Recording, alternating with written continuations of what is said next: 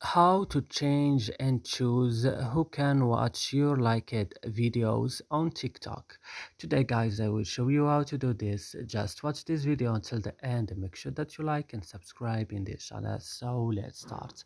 First, you will just go to TikTok and open it as every day as usually. Then when it's opening, you will just go down on profile. Then on profile, go to this three line at the top of the screen, then go to settings and privacy.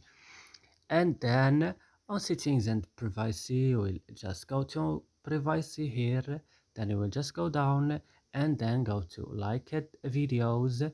And here you can choose who can watch your liked video. Only you or everyone. And that's it. I hope this video is useful for you. Don't forget to like and subscribe in our channel. See you next video.